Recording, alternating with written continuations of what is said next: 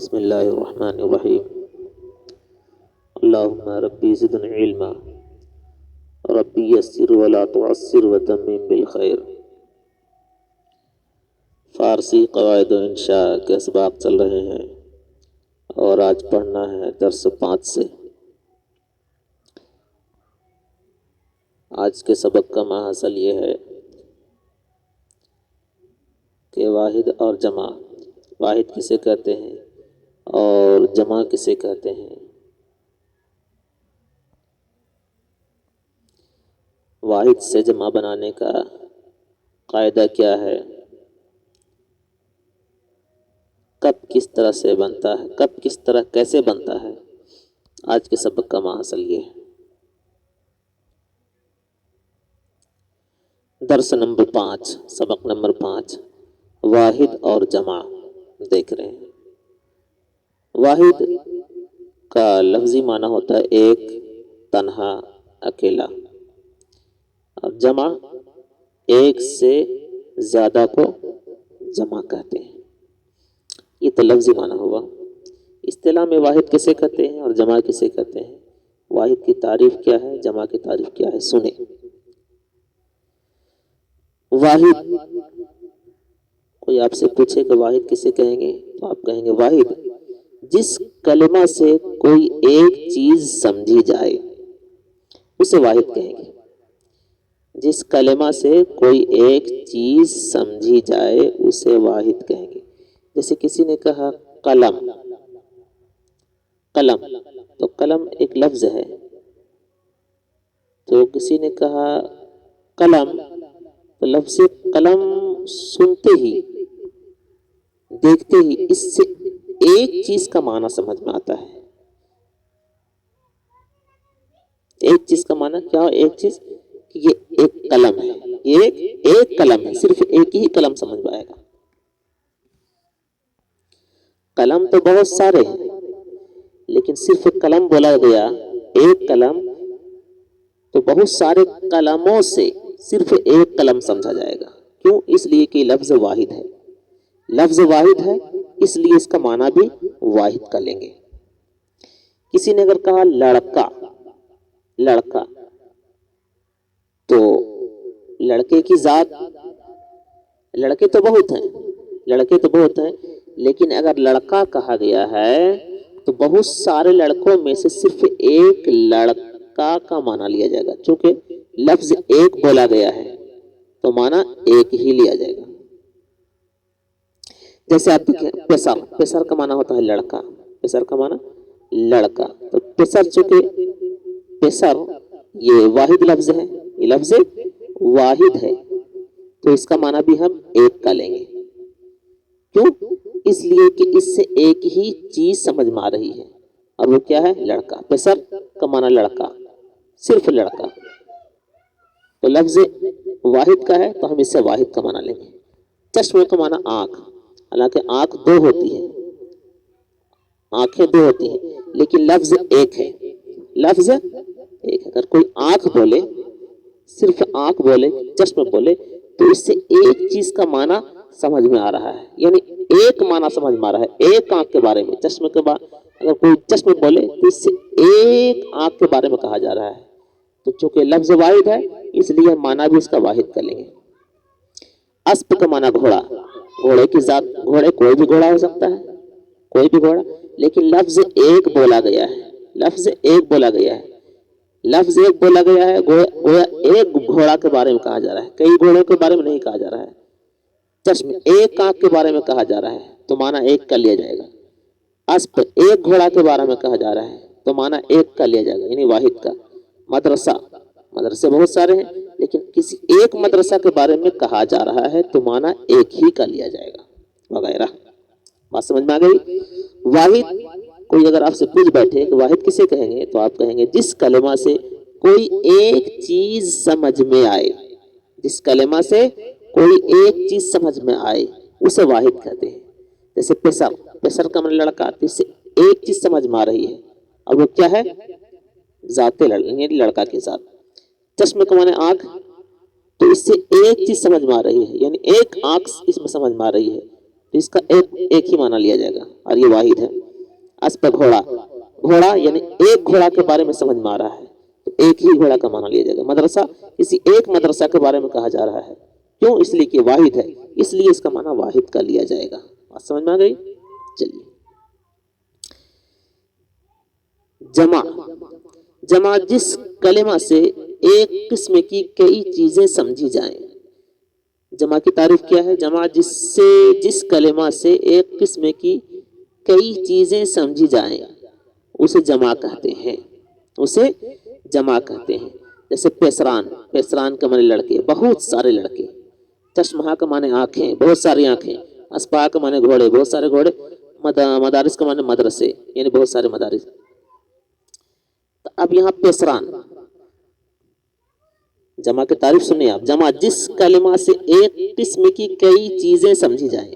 اب یہاں رک کر میں ایک چیز بتانا چاہ رہا ہوں. کوئی اگر معترض اعتراض کر بیٹھے کہ کیا ایک لڑکا ایک گھوڑا, مدرسہ, گھر وغیرہ سب کو ملا کر ایک جگہ اکٹھا کر دیا جائے تو کیا اس کو جمع کہیں گے؟ جواب ملے گا نہیں. کیوں نہیں؟ جیسے آپ یوں سمجھیں, جیسے کئی ضلع, اپنے ملک کے کئی ضلعوں کو لے دیا آپ ہندوستان میں. اب ان تمام ضلعوں کو, ان تمام ضلعوں کو اگر ایک کر دیا جائے تو کیا اس کو جمع کہیں گے؟ ایک اعتبار سے وہ جمع ہے, ایک اعتبار سے وہ جمع ہے, لیکن جمع کی جو اصلی تعریف ہے وہ یہ ہے جس سے ایک قسم کی کئی چیزیں سمجھی جائیں.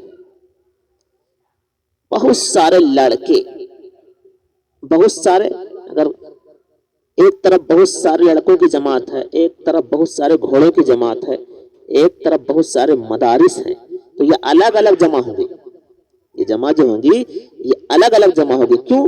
اس لیے کہ جمع کی تعریف ہی ہے, جمع کی تعریف یہ ہے کہ جس کلمہ سے ایک ہی قسم کی کئی چیزیں سمجھی جائیں. جیسے پیسران لڑکے, پیسران جس کلمہ سے ایک قسم کی کئی چیزیں سمجھی جائیں. پیسران لڑکے. اب لڑکے میں زید, عمر, بکر جو بھی ہوں لڑکے کہہ دیا گیا تو یہ جمع کا معنی ہو گیا. چشمہ, چشمہ کا معنی آنکھیں. تو ایک قسم کی کئی چیزیں سمجھ میں آ رہی ہیں. آنکھیں, بہت ساری آنکھیں. اب لال ہو, گلابی ہو, پیلے ہو, اس سے کوئی بحث نہیں ہے, آنکھیں سمجھ میں آ رہی ہیں. ایک ہی قسم کی ہے, چونکہ آنکھ جو ہے ایک ہی قسم کی, تو ایک قسم کی کئی چیزیں سمجھ میں آ رہی ہیں, یعنی آنکھوں کے بارے میں یہاں ذکر ہو رہا ہے. اسپہا مانے گھوڑے, یعنی ایک ہی قسم کی کئی چیزیں سمجھ میں آ رہی ہے. گھوڑے, بہت سارے گھوڑے, چاہے جیسے بھی گھوڑے ہوں, جس رنگ کے بھی گھوڑے ہوں, لیکن ایک ہی قسم کی ہے تو اس کو جمع کہیں گے. مدارس, بہت سارے مدارس, تو لفظ مدارس کہہ دیا گیا تو ایک ہی اس کلمہ سے ایک قسم کی کئی چیزیں سمجھ میں آ رہی ہیں. بڑا مدرسہ ہو, چھوٹا مدرسہ ہو, اس سے کوئی بحث نہیں ہے, ایک ہی قسم کی ہے. اگر بہت سارے مدارس کا ذکر ہو گیا تو یہ جمع ہو گیا. سمجھ میں آ گئی؟ جمع جس کلمہ سے ایک قسم کی کئی چیزیں سمجھی جائیں اسے جمع کہتے ہیں.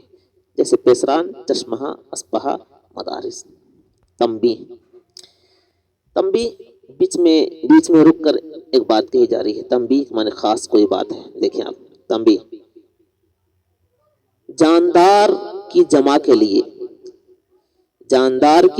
لیے آخر میں عموماً الف نون بڑھاتے ہیں. کہہ رہے ہیں اگر کوئی چیز جاندار ہے اور کوئی چیز غیر جاندار ہے, ایک چیز جاندار ہے, جان والی ہے, اور ایک جس کے اندر جان نہیں ہے, اب اس کے اگر جمع بنانا ہے تو کیسے بنائیں گے؟ وہی بات کر رہے ہیں. جاندار کی جمع کے لیے آخر میں عموماً عام طور سے الف نون بڑھا دیتے ہیں, اور غیر جاندار کے لیے ہا بڑھا دیتے ہیں. جیسے مردم, یہ جاندار ہے, مردم کو مانے لوگ, اس کی جمع کیا آئے گی؟ مردما. پیسر لڑکا جاندار ہے, اس کی جمع پیسران. زن عورت جاندار ہے, اس کی جمع زنان. چشم غیر جاندار ہے, اس کی جمع چشمہ. کتاب غیر جاندار ہے, اس کی جمع کتابہ. جامہ غیر جاندار ہے, اس کے جمع جامع، غیر جاندار ہے اس کے جمع جامع. کہہ رہے ہیں کہ جاندار کی جمع کے لیے اگر جاندار ہے، جاندار چیز ہے، تو اس کے جمع کے لیے آخر میں عام طور سے ہم الف نون بڑھائیں گے. اگر کوئی چیز جاندار ہے تو اس کے آخر میں عام طور سے ہم الف نون بڑھائیں گے، الف نون کا اضافہ کریں گے. اور اگر کوئی چیز غیر جاندار ہے تو اس کے لیے اس کے جمع بنانے کے لیے ہم ہا بڑھائیں گے. جیسے مردم، اس کے جمع بنانے کے لیے ہم مردمہ کہیں گے. پیسر کو جمع کے لیے ہم پیسران کہیں گے. زن کی جمع کے لیے ہم زنان کہیں گے. چشم کو جمع بنانے کے لیے چشمہ، تو یہ چشم جو ہے یہ غیر جاندار ہے، اس کے جمع بنانے کے لیے ہم چشمہ کہیں گے. کتاب غیر جاندار ہے، اس کے جمع بنانے کے لیے ہم کتابہ کہیں گے. جامع غیر جاندار ہے، اس کے جمع بنانے کے لیے ہم جمعہ کہیں گے. لیکن کبھی کبھی اس کا الٹا بھی ہوتا ہے، لیکن کبھی اس کے خلاف بھی ہوتا ہے. جیسے چشم سے چشمان بھی کہا جاتا ہے، چشم سے جمع چشمان بھی آتی ہے. اسپ سے جمع اسپہا بھی آتا ہے، اسپ سے جمع اسپہا بھی آتی ہے. اور جب اسم کے آخر میں ایک قاعدہ اور بیچ میں سنیے، اور جب اسم کے آخر میں ہا ہو یعنی ہائے مختفی ہو تو کبھی ہائے مختفی کو گان سے بدل دیتے ہیں. یعنی اگر اسم کے آخر میں ہائے مختفی ہو تو اس ہا کو گان سے بدل دیتے ہیں، اس ہا کو گان سے بدل دیتے ہیں، اور وہ ہا جو ہے محذوف ہو جاتا ہے، حذف ہو جاتا ہے. جیسے بندہ سے بندگان، ہا نہیں رہا، ہائے مختفی ختم. وہی کہہ رہے ہیں کہ جب اسم کے آخر میں اگر ہا ہو تو اس ہا کو حذف کر کے اور اس کی جگہ پر ہم گان لاتے ہیں. کیا لاتے ہیں؟ اس ہا کو ہم گان سے بدل دیتے ہیں. جیسے بندہ سے بندگان کہتے ہیں کہ نہیں، بندہ کی جمع بندگان، تو یہ ہے مختفی یہاں ختم ہو گیا اور اس کی جگہ پر کیا آ گیا؟ گان آ گیا. اور خواجہ سے خواجگان، تو خواجہ سے خواجگان، یہاں پر ہائے مختفی سائلنٹ ہو گیا، حذف ہو گیا. اس کی جگہ پر اس کے بدلے میں کیا آیا؟ گان آ گیا.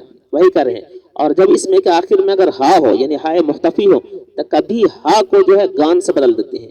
جیسے بندہ سے بندگان اور خواجہ سے خواجگان.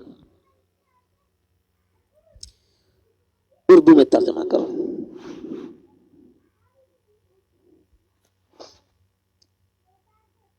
چشمان سرخ، لال آنکھیں.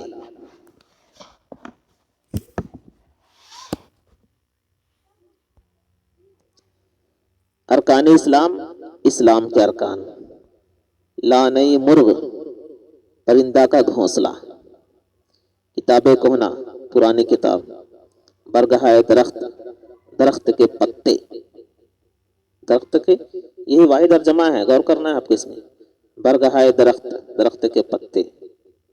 امبئی شیریں، میٹھا آم. جانوران وحشی، بہت سے جنگلی جانور، بہت سے جنگلی جانور. چوب خشک، سوکھی لکڑی. مداد ہائے حامد، حامد کی پنسلیں. قلم ہائے قشنگ، خوبصورت اقلام. بہت سارے قلم، خوبصورت اقلام. فارسی بناؤ.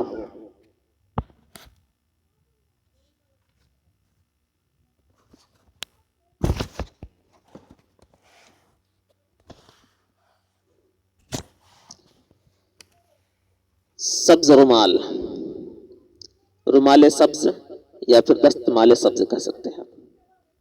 روٹی کے ٹکڑے، پارہائے نان. کتاب کا ورق، کتاب کا ورق، ورق کتاب. درخت کے پتے، برگہائے درخت. مدرسہ کی گھنٹی، زنگ دبستان، زنگ دبستان.